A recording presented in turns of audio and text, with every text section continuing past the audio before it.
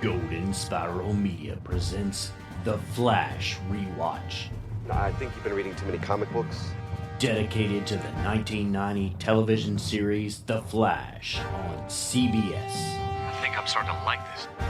Join Cory and Tom each week as they chase down the fastest man alive and examine the short run of 22 episodes. You people have a reputation. Unorthodox experiments, secret government contracts. Send us your feedback at goldenspiralmedia.com/feedback. Like our Facebook page at facebook.com/rewatch podcast.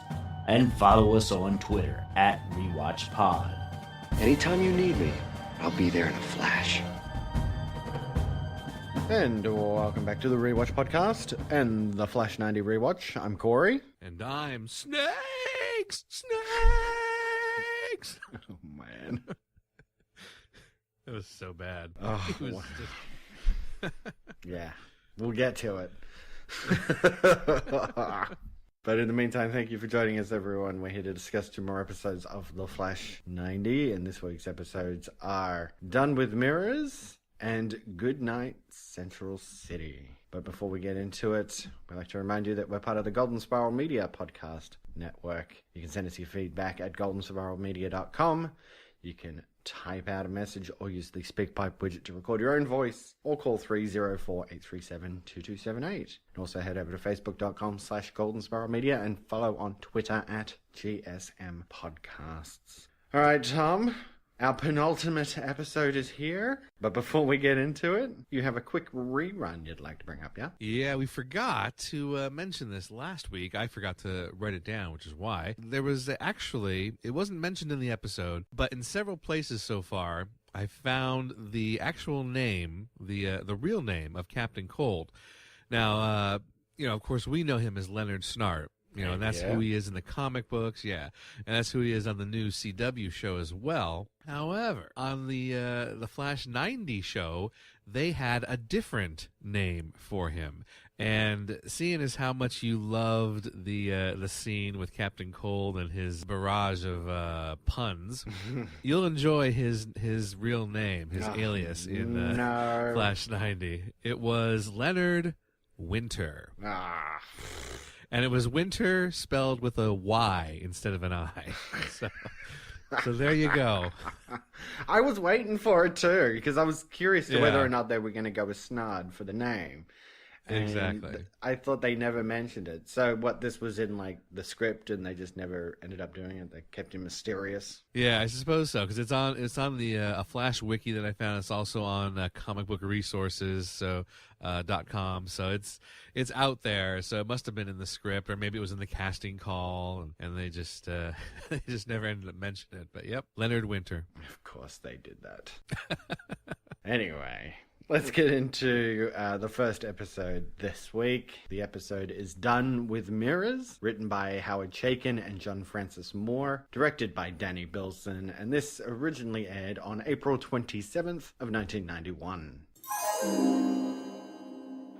So out of nowhere, this woman plants a lip lock on me, right? It's Stasia. I haven't seen her in 15 years since she streaked high school graduation. And you two were an item back then? Oh, no, she ran with a different crowd. Bikers, outlaws. I tutored her in chemistry. When are you guys getting together? What? Come on, dinner, dancing, skydiving, whatever, man. This isn't high school anymore. See, that's the thing. It was so fast, I didn't get her number. Who says you don't get a second chance in this life? Stasia. You know, I never would have figured you for a cop, Barry. I thought you'd be teaching somewhere, helping all those eager young co-eds with their homework. Well, what are you doing here? Must have fallen into my purse. You know, when we were kissing, every penny's there, you can count it. Stasia Masters, this is Julio Mendez. I heard a lot about you. It's hard to believe you and Barry were in the same class. Yeah, well, I better go. There's a science crime I have to prevent. It was nice meeting you. Likewise. So, who would have thought after all these years, huh? Well, a lot of things have changed around here. The city, me, Tell me about it. Well, What about this Flash? I mean, where'd this guy come from? your guess is as good as mine, really. Unclassifiable urban phenomena, you know. Oh, real mystery man, huh? Yeah. Yeah.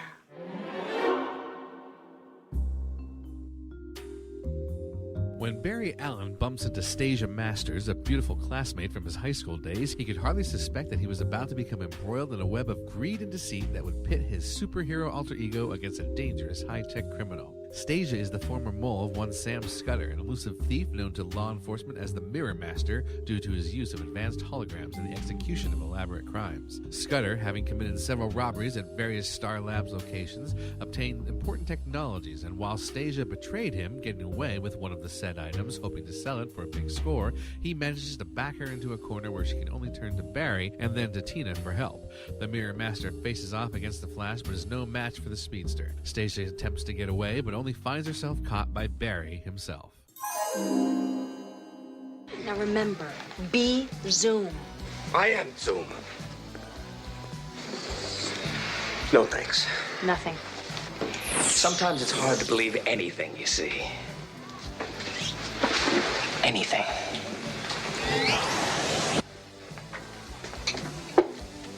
These you can believe. So you're Zoom. How come I've never heard of you? I try to keep a low profile. A man of my talent would respond to his requests and offers. I do not like the attention. And you created the Flash. Well, among other things. You may not know, but I also invented the video game, the Laserdisc, the microwave oven, the digital watch. Of course, others take credit for these. Look, shall we get down to business here, gentlemen? Please. No, I think the three of us should work together. And just what am I supposed to bring to this deal? I understand that you have the laser crystal that disappeared from Star Labs. The secrets of the Flash, the crystal? Exactly. May I see the crystal? A show of good faith is going to require a little more than that. The battery she sold you? Battery? The battery she sold.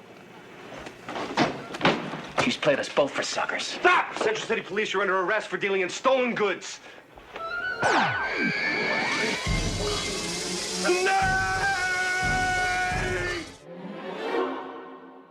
Okay, so getting into the flashpoints. We've got quite a few this week. Yeah, and a couple of them are kind of long, so I'll try to shorten as best I can. So the first one, very easy. The Garrick Gallery. Mm-hmm. You know, you had to have caught that. That's where the art show takes place, of course. Yeah, I just figured that was on Garrick Avenue. That's why it was called the Garrick Gallery. So they just threw that in there again. Exactly. So obviously, like we said before, it's the reference to Jay Garrick, the original Flash. And then apparently Central City is the home of the hot dog, where the hot dog was invented. Or the corn dog? Sorry, the corn dog. Yeah, it was the corn dog, yeah. Yeah. Well, you know, perhaps. But in real life, the corn dog is actually several different places claim to be the inventor of the corn dog. The earliest claim comes to us from Texas. There were German immigrants living in Texas, and apparently their German sausages weren't received well in Texas, and that's not a euphemism. So they ended up taking their sausages and battering them in cornmeal and fried them up in order to make them more appealing to people. So they say it came from Texas, but then of course there's also Neil Fletcher, who claims to have introduced these corny dogs at the Texas State Fair, having nothing to do with the German immigrants. And then there's Springfield, Illinois, where they say in 1946 they actually opened the first hot dog on a stick stand. So yeah, there's many different places that claim to be the home of corn dogs, and Central City is just another one to add into there. So maybe they did their research like that. They just knew that so many places were like, no, we invented the corn dog. So they were Exactly. like, wouldn't it be funny if we also claimed it, just to Exactly. throw a wrench in Yeah. the works? Exactly. Could be. Could be. You never know. Nice. So then we have Professor Zoom was mentioned and actually makes an appearance, sort of. Now, we know Zoom from the CW show, you know, as being this this villain and everything. He is taken from the comic books, and he's a little different in the comics. Like Flash, the CW Flash, you know, they do their own take on what happens in the comics, and a lot of it's very accurate, and some of it they sort of like do their own thing. And Zoom is basically, he was originally a guy from the future. You know, he was Eobard Thawne, so that is his name in the future. And in the future, he sort of became a fan of Barry Allen, of The Flash. You know, he found a time capsule, and it had the Flash's costume in it, and, you know, he was able to put that suit on, use some other future tech to give himself the powers of a speedster as well. And he really he just was a fan. And what he ended up doing, though, was he wanted to, for some reason, I didn't want to go too much into the history of it, but he reversed the colors of the costume and decided to become Professor Zoom and went on a crime spree. And this is the original version. Like this is like back in like, I must have been like the 70s, late 60s, 70s or so. So, you know, there's not a lot of reason for why things happen. It's just like, I'm going to become the bad guy now. And went on a crime spree, you know, and that was it. A later version of Zoom has him again being from the future, but he's obsessed with Barry Allen, you know, because he's from the future, so he knows the whole history, and he has surgery to resemble Barry Allen, so he looks just like him. And he decides to come back into the past to meet his idol, but he ends up coming back to the wrong time, and Barry has already died, and Wally West has taken over as the Flash, and Professor Zoom realizes that he sees that he is supposed to become the Reverse Flash, and he goes crazy, and he actually attacks Central City since they forgot about Barry Allen, and then he has to face off against Wally West, gets sent back to the future, and then there's like multiple iterations of the character, because they've had the Flash rebirth, and they had a DC rebirth, then they had the DC New 52, then they had the Crisis. They had so many different versions of the Zoom character. Interesting. Yeah, like if you look up his Wikipedia page, there's like, you know, this version, so many different versions. But he is from the comics. So Zoom and Reverse Flash, at least at some point, were the same person. They are one and the same, yes. Right, but in the show, the new show, they split them into two separate characters. Exactly. Well, yeah. And see, that is also from the comics, because when I was reading the Flash comics back in the late 90s, early 2000s, Professor Zoom was Eobard Thawne, and he came back, and he was actually captured by the Flash and imprisoned in Iron Heights prison. And there was a psychologist guy who went in to work with Zoom to try to help him be better. But this guy, this psychologist, had an ulterior motive, and the psychologist, ends up becoming the Reverse Flash as well, while Professor Zoom is in the prison. So, see, I said multiple versions. There's so many different types. Wow. Very complicated. Yeah, and it's kind of why I got out of comics. Like, besides the escalating cost of it all, it's like they keep changing things, and I'm just like, oh my god, like retroconning everything, and I'm like, just come on, come up with new stories using these old characters. It's not that hard. Well, it puts another layer onto the TV show as well. Oh, it does, yeah. Like, now yeah, think definitely. about it, because they spent a long time, like, who is Zoom? Like, we don't know who it is. Like, if Yeah. I'd known all that, the whole time I would have been thinking it could be Eobard Thawne again. Like, it could be back, and we just don't know it. So. It could have been, yep. So for comic readers, I guess they were suffering through that on the show. Oh, yeah. Exactly.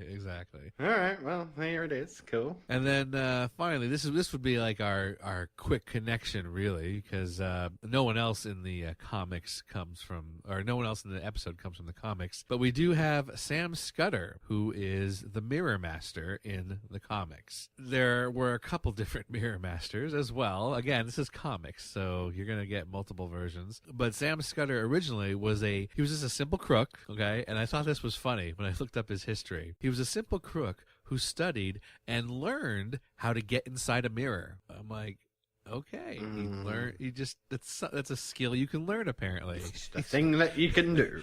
Yeah, you just look at a mirror and you study it, and eventually you'll figure out how to get inside it. So that's how he became a villain. He was just a crook and looked at a mirror and eventually said, hey, look I'm inside the mirror. Cool. So, and then, of course, he developed weapons based on that ability. And that was the original Mirror Master. And I forget if he dies or what happens, but eventually he's replaced by a newer guy in one of the reboots or something. His name is Evan McCulloch, and he actually grew up adopted, but he has sort of a criminal leaning, and he became the best assassin in the United Kingdom. Eventually, he gets a contract that is to kill his actual real father, but he balks at killing his real mother and decides to turn himself in because he felt so bad about that.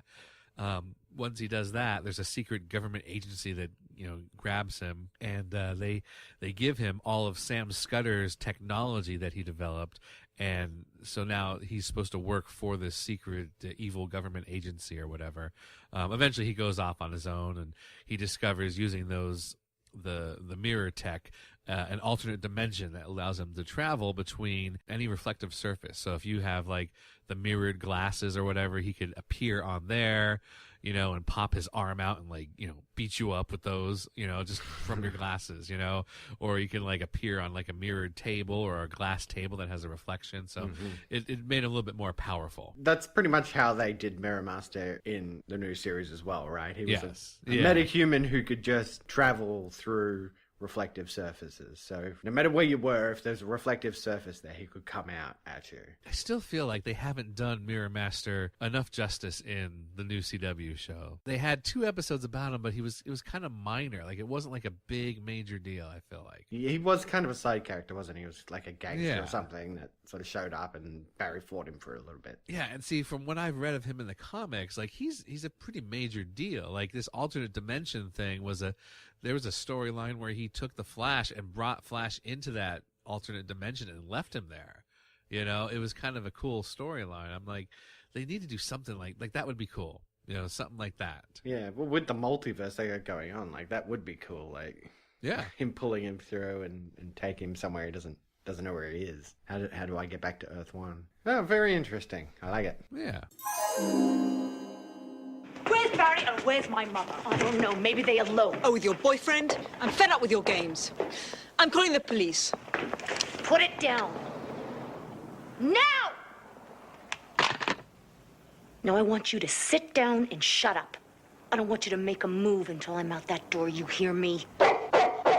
Oh! Thanks, Earl. Wait a second. You turn into the cops, you are never gonna find your mother and Barry. Think about it. Start talking. I'm supposed to meet my fence at Central Station in an hour to sell him the battery. Now, Scudder's been second-guessing me ever since I got to this place. So maybe he knows about the meat. Maybe he doesn't. I'm the only shot you've got, McGee. So I suggest we get going. What do you say? All right, well, let's get into the rundown of the episode. So, we're pretty much thrown straight into it with Mirror Master. Yes. Different interpretation, though. He is called Mirror Master because he has hologram tech.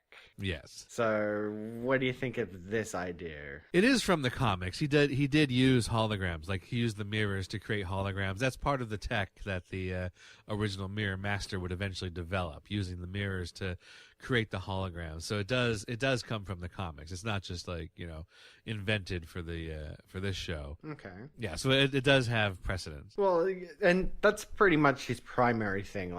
This guy's not a superpowered villain by any means. He cannot travel through mirrors or anything like that. It is literally his tech, his hologram tech, and he uses it a lot to make very realistic holograms.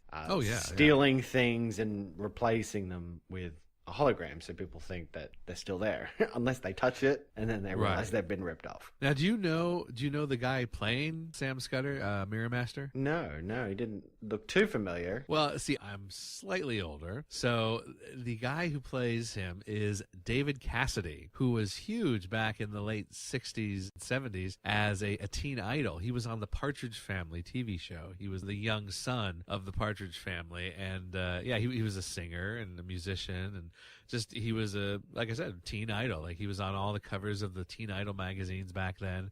Very popular, but of course with teen idols, they're there and then they go away pretty quickly. They don't stay around very long. Right. His career pretty much became doing cameo spots on TV shows, I think. Yeah, pretty much, yeah. And his brother also, his brother was Sean Cassidy, and he was a star as well. He was in the Hardy Boys TV show and a singing star as well back in the 70s.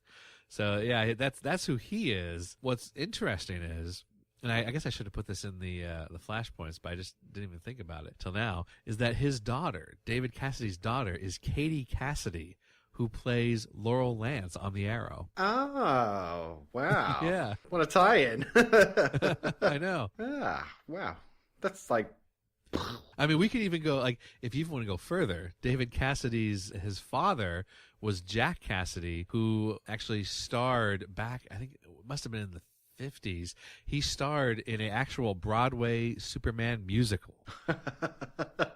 So the family's like really tied to like alternate media for DC. Exactly. Wow, yeah, that's mind-blowing. Very cool.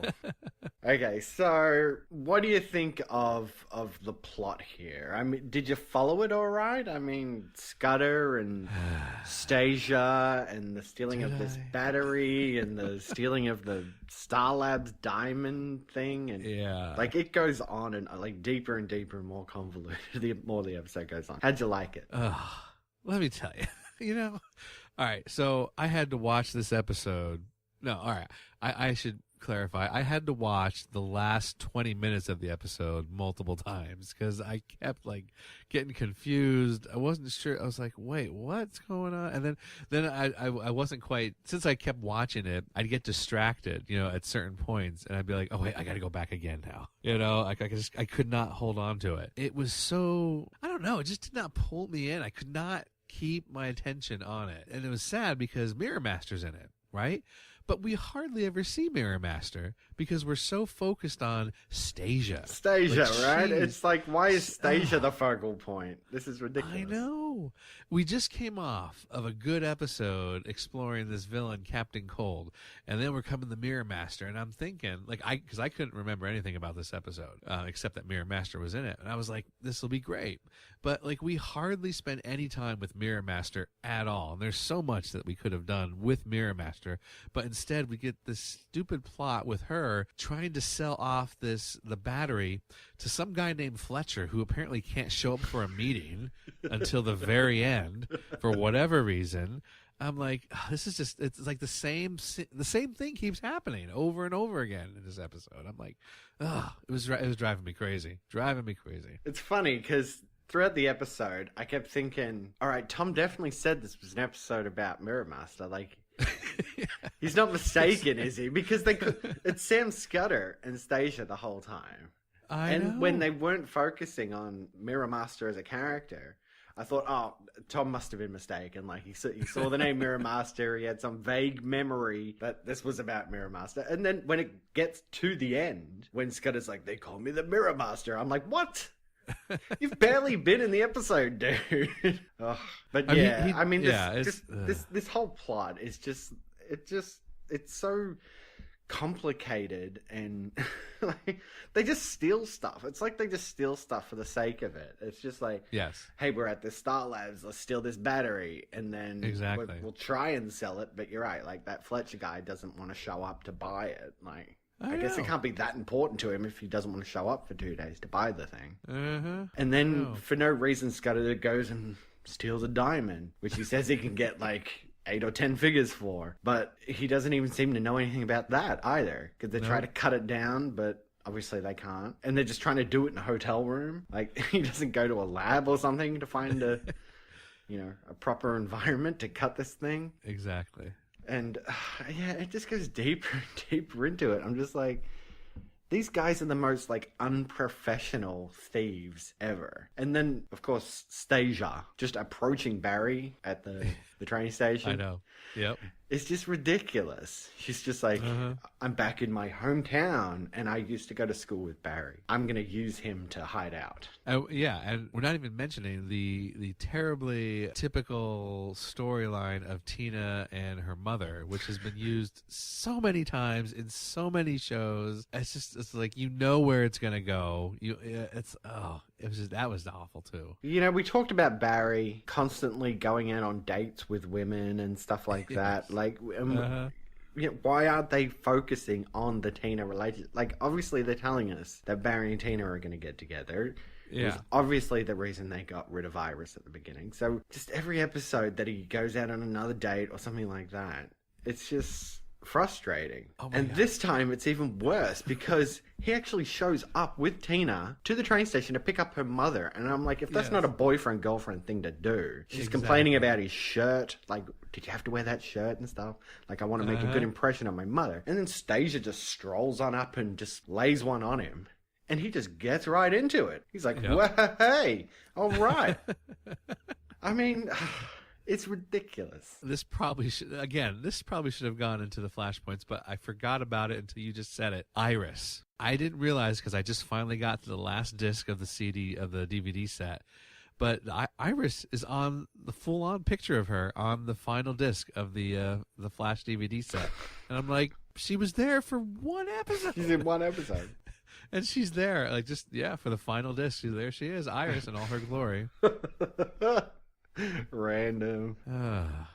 Anyway, back to the episode. So, I mean, Stasia, weasels her way into staying with Barry while she has to lay low for 2 days. And she pretty much feeds Scudder this lie about a guy named Professor Zoom, which she and Barry were joking about. And she actually manages to talk Barry into posing as Professor Zoom and setting up a meet with Scudder. The funny thing was, like, Barry has to get dressed up as Zoom and then go to the bar. But it's not until he gets to the bar that he objects to it. Like, did you notice that? Like, he's already dressed as Zoom. He saw himself get dressed. I'm sure he looked in the mirror, but then when he gets to the bar, he looks and he's like, oh my God, no way, this is never going to work. And he just freaks out. I'm like...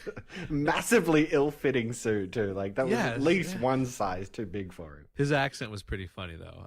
I will give him that. Yeah. There's so many places they could have went with this story if they didn't have if the Stasia character was not so involved and we got more of Mirror Master, because, Scudder actually thought that Stasia was putting one over on Barry as well as Professor Zoom. So it would have been interesting to see Zoom and Scudder kind of being forced to work together for a little bit. Like, that would have been an interesting part of the story, to just investigate his character a little bit more like that. I thought that would have been cool. But it was just over and done so quickly. Yeah, and it was like you're saying, like having to watch the end of the episode again to try and figure it out. This whole thing, like, I did not understand what they were actually doing there. I understand that she told Scudder that Professor Zoom could supply him with the secret to the Flash, right? Getting Flash powers, ostensibly. And that they were going to sell that to him in exchange for the Star Labs diamond that he stole. Yes, exactly. But he immediately brings up the battery that she's trying to sell. As if she didn't think he would just say anything about that. And as soon as he does it, she runs away. Yes. She just jumps over the table and gets out of there. I'm like, what? I don't understand the logic of that whole bit. That goes into the scene where Tina and Stasia go to sell the battery or whatever, or to Fletcher, and as soon as the guy shows up with the money, Tina's like, well, that's the battery that belongs to me. And it's like the jig is up then, right then. It's like, what? Why did you say, like, why not wait until, what? Well, and then Barry did the same thing in the bar, right? Like, as soon as Stasia runs away, he's just like, I'm Central City Police. Exactly. And you're like, well, that's over. It's like, come on. You guys are terrible at this. And You're snakes. not good at police stings. The snakes as well. Such an overreaction. So overreacted. I was like, what the heck? The thing that gets me is that they're holograms. I mean, it's one thing to have snakes all over you, but you gotta, like, feel like you have snakes on you. Yeah, Like they're gonna have some sort of weight or mass. yeah, right. And there was like and these are holograms, so they don't have any of that. So yeah, the fact that he would be fooled by it is, another thing. So over the top. But I did like the use of the holograms. I thought that was cool. Yeah, I thought it was a good idea. Yeah, it was definitely a good idea. Like from the get-go, where Stasia tries to knock him out, and he was ready for her. Not quite enough ready for her, obviously. Exactly. But yeah, he uses it in Star Labs, in Tina's lab, with the fire and the firemen and the accidental mime, and I thought it was good, and then aside from the snakes, it was actually pretty cool. Okay, so of course, Tina has this tenuous relationship with her mother. Yes. And I know you're saying it's totally unneeded, but what did you think of Jocelyn Weller? Well, I do like her. You've seen her before, right? No, again, she didn't look too familiar. See, that actress, I've seen her in so many little bit parts in sci-fi stuff that I just, like, she was in Next Generation. She's going to be in Quantum Leap at some point. So I know her from all these other various roles that she's played, because when she showed up I was like, oh look, it's her again. She's always very plays a very cold character, because I guess that's what she's good at. So she was fine as the mother. It's such a typical, like, what's the word, stereotypical story, where the mother is not happy with the daughter, and why can't you find a guy like this, and it's an old story that I've heard so many times. There's just like nothing new there. And I knew by the end of the episode, they're going to resolve it. They're going to be back, good relationship and everything. It was just boring to me. It was a very boring part of the episode. Yeah, you're right. It's just stereotypical, straight up stereotypical storyline and conclusion. I was like just disappointed. I'm like, this could have been so good. Like, Captain Cold was great. This could have been just as great if they had focused on the actual villain instead of the Stasia character. Like, she just took so much focus away from Scudder. It wasn't interesting to me, because see, with Scudder, you could think, oh wait, this is a villain from Flash's Rogue Gallery. He could definitely show up again. Like, why not? But Stasia is a one-off. She's just someone they invented for the show, just for whatever reason. So like, I already knew she wasn't going to be back. But Mirror Master, of course he should come back. He doesn't, but of course you could think that way. You could think that way because he is a traditional Flash character. So that's why I was disappointed. I wanted more with him. Yeah, and then even when it got to him at the end and he's doing his thing with, like, the 50 versions of himself, I was like, that shouldn't be that hard for Barry to figure out how to resolve this, right? He could run up and down the room, like, pretty quickly and find the guy, because he was standing right there. But of course they did the whole turn the lights on bits so all the holograms disappear. Yeah, and because you need Tina. Like, yeah. Yeah, exactly. Tina had to do something. But, like, even if she wasn't there, he should have been able to find the guy pretty quickly. Right. So, yeah, it was disappointing, because they make you believe you're getting Mirror Master, and you just really don't get him. And now it's time for another episode of LL Cool Julio Mendez. Stasia's playing some kind of a game. I'm being used. I'd be willing to bet the farm that you'd stand in line for more abuse. Barry, look. Every guy has a woman in his life that'll pop up out of nowhere and just turn his whole world upside down. In my case, it was Elena Tobias. This has been another episode of LL Cool Julio Mendez. Well, let's get into the second episode discussion today. The episode is Goodnight, Central City, written by Jim Trombetta and directed by Mario Azzopardi. This originally aired on May 4th of 1991. Lieutenant, just catching up on some work. Good. This is Jack Farrow from Internal Affairs. How do you do? We got a problem with the Harry Milgram case. Harry Milgram got the file right over here. Milgram's gone.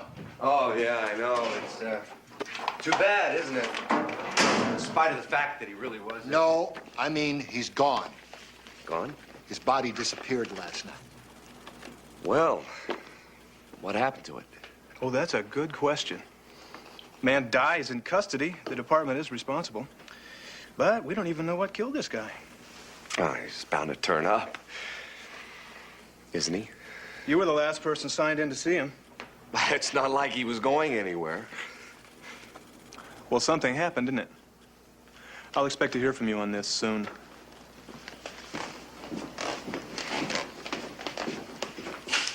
What'd the morgue say?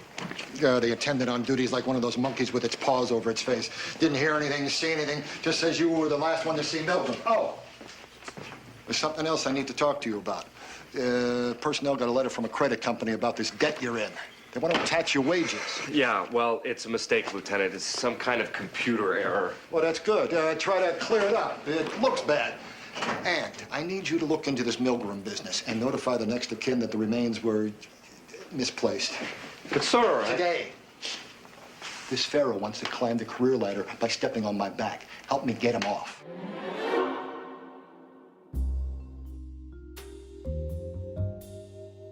At the city morgue, small-time crook Harry Milgram seemingly has returned from death and slipped away from police custody.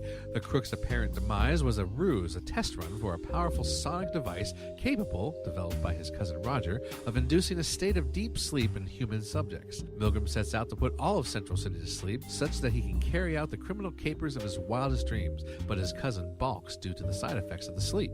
If a person stays asleep under the machine's power for too long, they actually die. Harry, not knowing when too far is too far, kills his cousin and takes the machine to team up with another criminal, and they begin their siege on the city. Meanwhile, Barry is dealing with a computer error that has his identity mixed up with another person, putting his financial and job security at risk. As an internal affairs investigator tries to tie him and his financial ruin to Roger's death and a string of thefts in the city, Barry must try to prove that he's being framed by Harry. The Flash is having a hard time attempting to stop the duo, but eventually Tina develops earplugs that will block out the noise. Once protected, the Flash easily overcomes the crooks and brings them into justice, exonerating Barry from all wrongdoing. What were you doing in the bank? I heard the radio call. I was in the vicinity, so I responded to see if I could help out. Got a problem with that? Just tell us again what happened. Oh, Here's the files. I looked in the window. I saw the two suspects. I entered the bank to try to make an arrest and passed out cold. These guys you saw? Was one of them Harry Milgram? Last time I saw Harry, he was dead. Oh, yeah, but you knew he was still alive, didn't you? Farrah, what are you talking about? Isn't that Harry Milgram? Yeah, that's Harry. And this is you, right? Now, these pictures were taken within a moment of each other. What? Harry must have been hiding. Oh, why would he hide? You were plotting with him, weren't you? Listen, Farrah, you want to make a formal accusation? Point one, Alan is in debt up to his ears. That's a computer error. Point two, Alan knows these guys. He went to school with the cousin. He was in the loft with Milgram. I didn't know Harry was in there. Which leads me to believe that Alan freed Milgram and did the bank job with him, both times using the sleep gimmick, but somehow Alan got left behind when the alarm suddenly went off. Why don't you go get some coffee, Pharaoh? Now.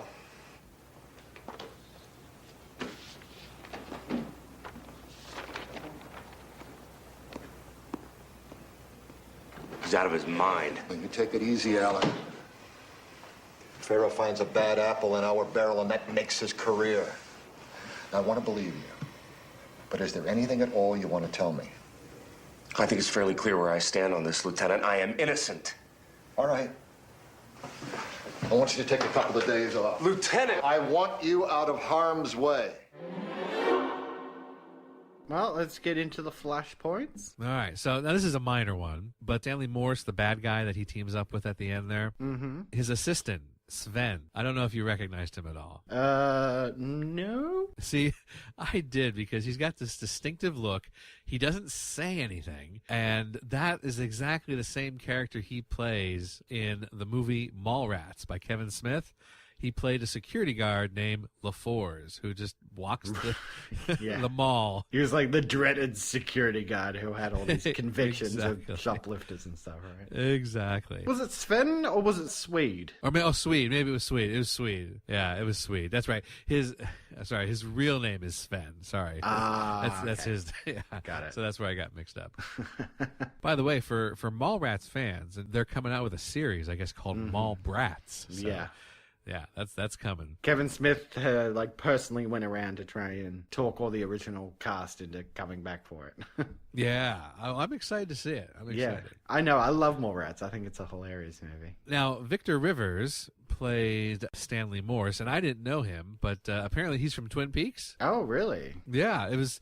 He was listed as in Twin Peaks Missing Pieces. I don't know what that is, but I figured you would know. Not really. Oh, okay. No. All right. I have no idea. It was on IMDb because I always go there and check out to see who's in the episode and what they've done before to see what their history is, if they had any other comic book roles or anything like that. And Victor Rivers is the guy who plays Stanley Morse, and yeah, he was known for this thing called Twin Peaks: The Missing Pieces, which came out in 2014. Oh, okay. Maybe it was some sort of documentary or something. It says Twin Peaks before Twin Peaks, and at the same time, not always, and entirely in the same place as Twin Peaks Fire Walk With Me.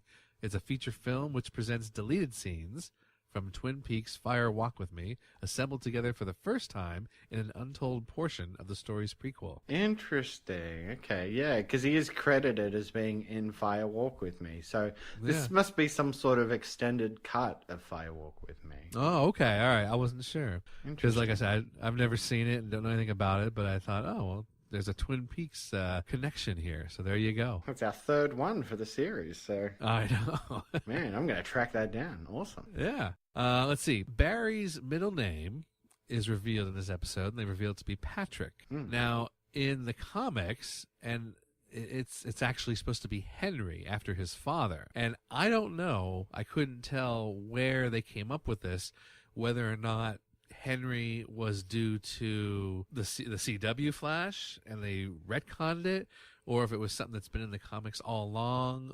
I don't even know when it came up, because back when the Flash was invented in the 1960s, they didn't really mention a middle name. It wasn't like a big deal, Nowadays they do all this all these little tiny Easter eggs here and there to establish continuity and things to tie things to other things. So I'm not sure if Henry was always his middle name, or if Patrick was his middle name at one point, and that's where the show got it from. I don't know. Yeah. I didn't even really think about it, to tell you the truth. I'm just thinking, okay, yeah, but that makes sense. So I don't know where they got Patrick from, but maybe they just made it up. You never know.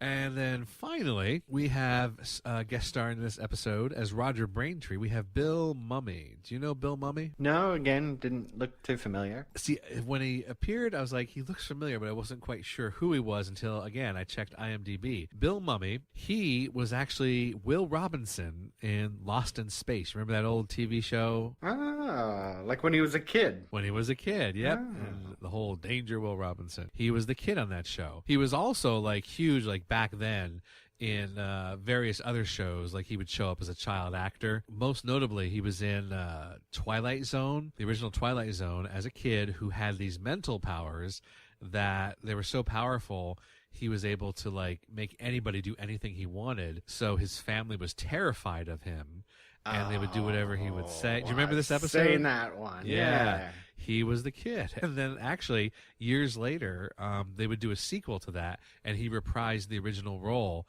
of that kid as an adult, which I think was kind of cool. Cool. He's also a well-known voice actor. He's also a writer, a musician. He was a character named Lenier in Babylon 5, which I never watched, but apparently he was in all 5 seasons of Babylon 5 as well. So he's pretty well known in the sci-fi community. He's like a regular figure at conventions and whatnot. Very cool. Barry, I just want you to know that all the guys are with you on this, okay? 100%, man. There's no way we believe these bogus charges. If you say you're innocent, that's good enough for us. Thanks, Murph. You are innocent, right? Yes. Okay. You have a visitor. Now, you can talk for a little bit, but don't talk too long, man, or otherwise I'm in big trouble, okay? Here. Barry, what are they doing to you? It's a frame, Tina. The guys with the machine murdered the inventor and made it look like I did it. But how could anyone believe that? Anyway, I found a very good lawyer, and he said he's going to be able to help you. I can't worry with that right now. First, I have to find Harry Milgram and his pals. Well, I've been working on the computer simulation. No human being could survive exposure to the sleep signal for more than 2 hours. I've isolated the sound pattern and I'm working on the earplug filter, but Lieutenant, you've got to listen to her. Harry's machine is going to kill people all over town. Barry, are you absolutely sure you don't want to tell me something? Yes. Told you everything. It's your share of the Diamond Center job. What? Found it in your bedroom closet. All right, well, let's get into the rundown of the episode. We kick off this episode establishing Harry Milgram, some sort of burglar, robber. Yeah. And he is just the worst. This guy cannot make a getaway. And they establish, I guess, through the episode that he kind of just doesn't know when to stop. Like, to just take what you got and get out of there. Like, he just always seems to hang around and get caught. Bellows and Murphy seem familiar with him, so they've obviously arrested the guy before. But he abruptly dies after they handcuff him. And we get this whole plot about his cousin Roger Braintree, who has developed this tech to put you to sleep and sort of slow your heartbeat to a point where it's like difficult to figure out that you're not dead. It's good. It's better than the last one. I'll give you that. I kind of like the idea. I was kind of wondering, like, I was trying to Google to see if there was any characters in Flash that had like a sleep power, you know. It's kind of hard to come up with that because there's heroes that have that power and stuff like that. I couldn't find a specific Flash villain that would just put people to sleep, because I thought that would have been neat to have another rogue, you know, if they had come up with that. But I couldn't find anything. And obviously we talked about Sandman when we were talking about Nightshade because of the way that Nightshade dressed, like his costume. And I was curious to whether or not they were going to go there, you know, a character that can put people to sleep. And really the fact that Roger seemed like so against doing this for Harry that I thought maybe that's where they were going with it. Like maybe they were going to do a bait and switch and Roger could become a hero of sorts, like Sandman. That would have been cool. Not that I know much about the character, only what you've told me about him. Right. Well, no, he would fit, he would fit the character of Sandman perfectly, because back in the 40s, the Sandman character, like, you know, you had the Flash, who had a muscular physique and everything like that, you know, like Jay Garrick back then, and you had the original Green Lantern, again, a muscular physique. But then you had Sandman, who, like, he wore, like, a pinstripe suit, you know, and like a fedora, and he didn't look like he was super strong or anything. He just had, you know, these guns that put people to sleep. So this guy would have fit the bill perfectly because he had a very, you know, meek physique, you know. So yeah, it would have been cool if they went that way. And then they introduced this plot of internal affairs investigating the death of Harry in custody, and they send over this guy Farrow, Jack Farrow, who is a douchebag. Yes.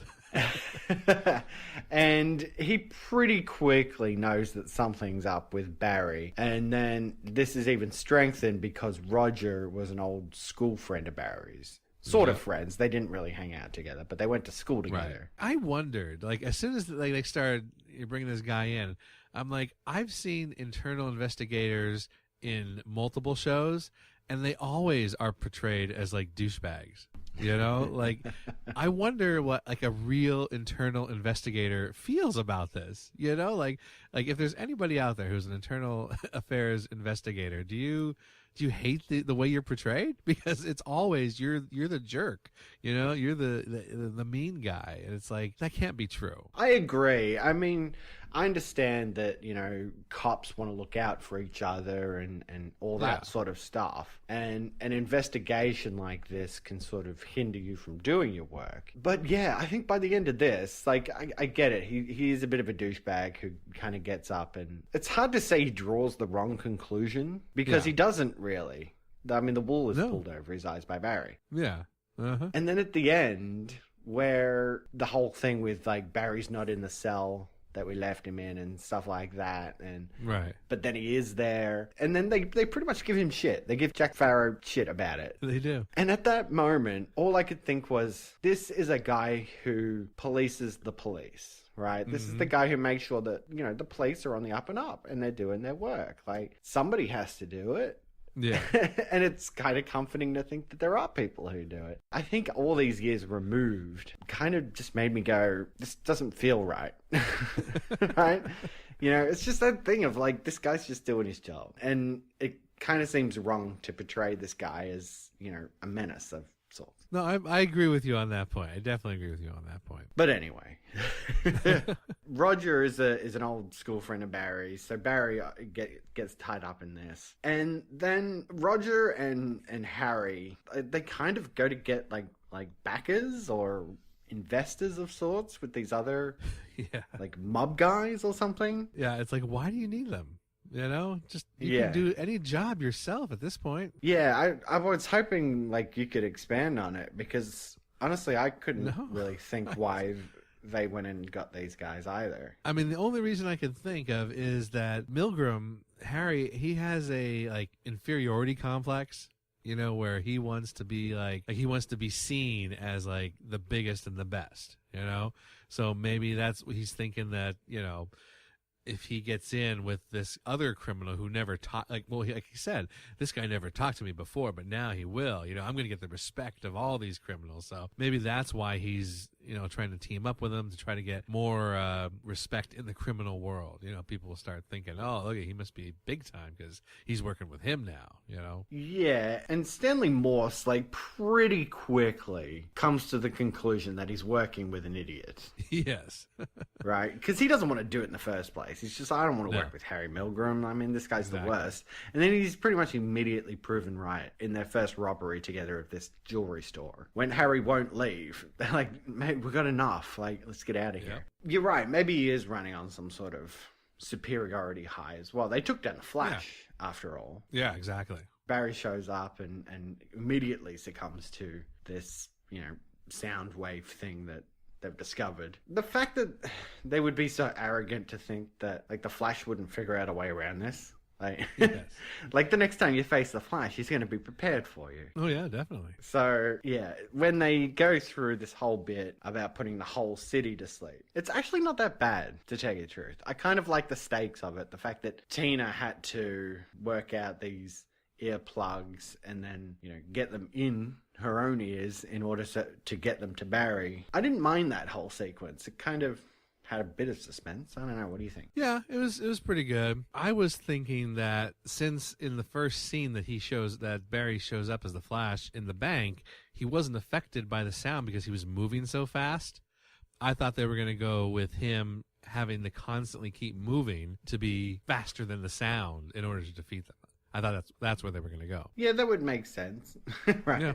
Actually bring, you know, like, the Flash's power into it. Yeah, use his powers, you know, like, use his powers. Like, oh, yeah, he can also vibrate through things. So, you know, like, why not use that power as well? When, like, in the last episode, when he's tied up, he could just vibrate out of the ropes, you know? It's like they don't use enough of his powers that they've established he can do things. You should bring that back, you know, do more with that. They are really trying to shoehorn Tina into the whole thing, right? Yes.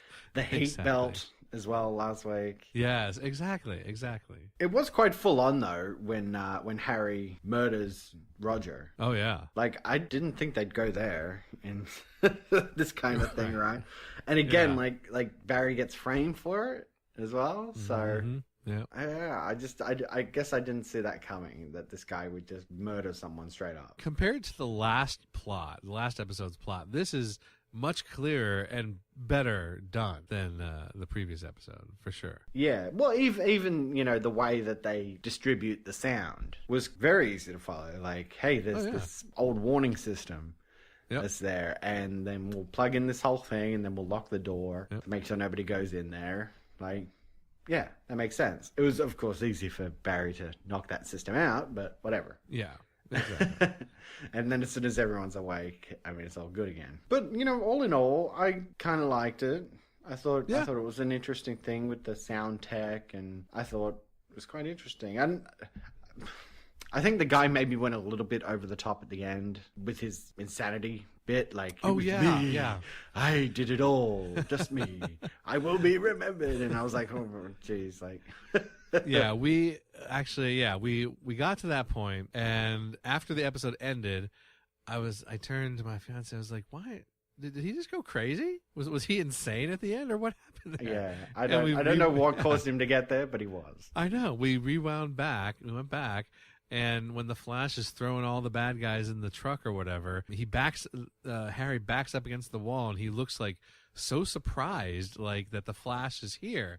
It's like, you didn't kill him. Like, what?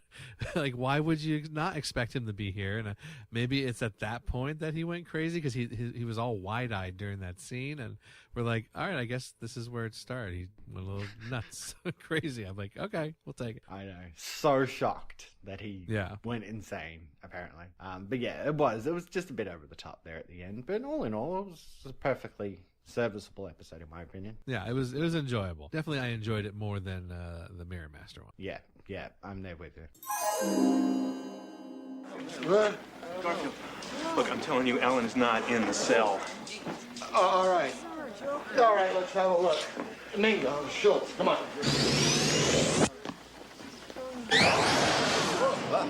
What? Harry Milgram. All right, I got him. I did it. Me, Harry Milgram, TKO of an entire city. Who can say they did that? Nobody can take that away from me. They'll be telling my story for years. Barry Allen has taken a powder. All right, come on, let's go. Yeah, it's great. You see? It's open.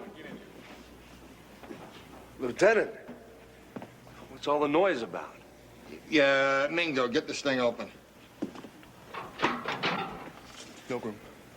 Milgram, you tell them how Allen was in this from the beginning and how he killed your cousin. What? This bozo? He didn't do a damn thing. It was me. I did it all. A cop on my trail, so what do? I frame him. A criminal mastermind. That's what I am. Alan, what are you doing in Harry's cell? Get out of there. Yes, sir. Harry, we reserved your room for you, pal. Oh, thank you. You're welcome. All right, Alan. Get back to work. All right, guys. So, feedback. Did we end up getting any more iTunes reviews? No, not yet. We've got just one person. One person is in the running so far. Was it T. Prindle, I think was the name. Yeah, that's the only person so far. Let's remind everybody that we are doing a focus on some iTunes reviews, because that really does help out the show. And in order to generate those, we are offering up a free digital comic book. So for every 10 reviews we get, we throw your names in a hat at random. We're going to draw someone and you get a free digital comic book. So to get in the running to win that free digital comic book, just go to iTunes, give us a 4 or 5 star review, write something nice, and yeah, it'd be much appreciated, guys. We know that we've got more than 10 downloads every month, every week. So if just, if just a small, even if half of you would just go, we can give away a couple issues, So yeah, someone, please go on over to iTunes. To take a couple of minutes. It's right there. You can even do it from your, if you have iTunes on your phone, if you're using an iOS, you can get iTunes on there and write a review right there. You're probably listening to this on your phone right there. Just go open up iTunes. Click Are you sitting on the bus or you're on your way to work or something? Just open up your phone. Thanks, everyone. Yeah. All right, so next week's episodes, it's the end. It's the final 2 episodes of the series, and they are Alpha and the Trial of the Trickster. Now, obviously, Trickster's coming back for the finale. Exactly, yes. Yes. But Alpha, see, I was thinking, when I see the name, I was thinking maybe that, I don't know why I was thinking, but like the clone, Pollux. For some reason, I thought of the clone again, but I know he's not coming back. I don't know. Alpha usually means like the beginning of something. It's also the leader of a pack of wolves or dogs or something, right? Oh, right. They call those the Alpha. Okay. That's what I always think of when I hear Alpha. Maybe a competitor to Barry comes into town for Tina's interest, maybe? Reverse Flash? No, definitely not. Oh, damn it. Definitely not getting him. I would remember that, definitely. I knew there was a blue suit, but I know there's for sure no yellow suit. Okay. Gosh, yeah, I'm really clueless about Alpha at all. It might be a wolf man. Might be a wolf man. Fingers crossed. I'm trying to think, I'm trying to go through my head of all the episodes, and nothing about Alpha is triggering anything in my mind. Well, We'll just have to wait and find out, I guess. Yep, because that is it for this episode of the Rewatch Podcast. Head over to goldenspiralmedia.com/Apple for more great podcasts from Golden Spiral Media. And join us on Facebook at facebook.com/Rewatch Podcast or over on Twitter at Rewatch Pod. And like we said, your rate and reviews are definitely appreciated. So get out there and give us a review. All right. Well, as always, thank you for joining me, Tom. Yep. Looking forward to bringing this ship home. Yes. That'll leave me to say until next time. No, not the mime. Anything but the mime. We gotta run. Golden Spiral Media and the Rewatch Podcast are not associated with Pet Fly Productions, Warner Brothers Television, or Warner Brothers Television Distribution. Come on, let's go down to Burger World so I can get some meat. The use of any and all copyrighted material is solely for parody, news, analysis, critique, or educational purposes, as provided in United States Codes Title 17, aka Fair Use. I don't believe you! You're still worried about your experiment, about your life's work? Music provided by Kevin MacLeod at Incompetech.com. If all else fails, we can always go to Vegas. Copyright 2017, Golden Spiral Media. What's your hurry? You got someplace to go?